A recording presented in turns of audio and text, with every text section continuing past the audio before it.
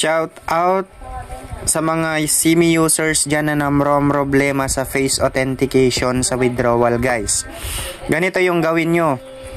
Ayan, kung hindi kayo face verification, laging failed, then hindi kayo makapag-withdraw. So, ito yung ituturo ko sa inyo na I think makakatulong din, guys. So, pag nakikita, punta kayo sa profile ninyo, then may nakikita kayong home dito sa bandang kaliwa. Yan. Yung home, yung para may microphone dyan. I-click nyo yung home. Then dito, i-swipe nyo lang pataas. Ayan. May makikita kayong banner dito, guys. Yang gumagalaw.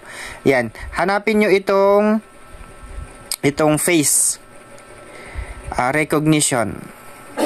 Yung nakita nyo kanina. Ayan. Face recognition feedback channel. I-click nyo yan. Then, may form na lalabas.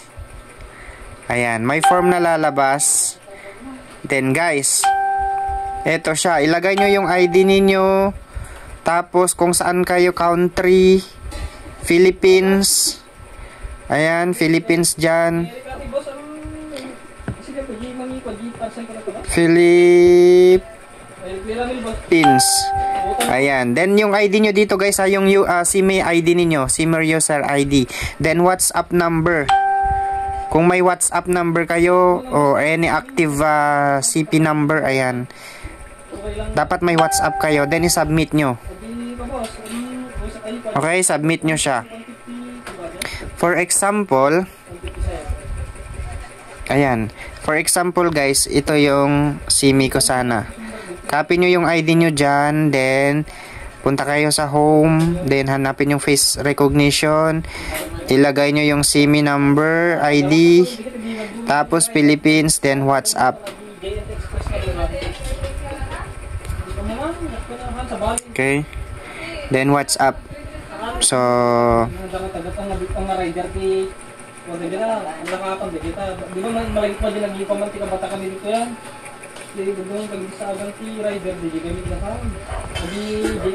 ayan.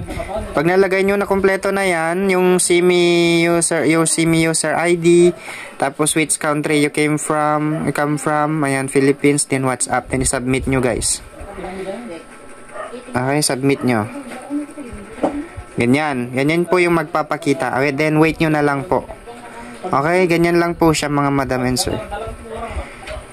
Then, I think mayroon kayo marireceive dyan sa WhatsApp ninyo or doon sa email ninyo na pinanlogin nyo dyan sa form or sa ano ninyo, sa account ninyo or doon sa mismong app.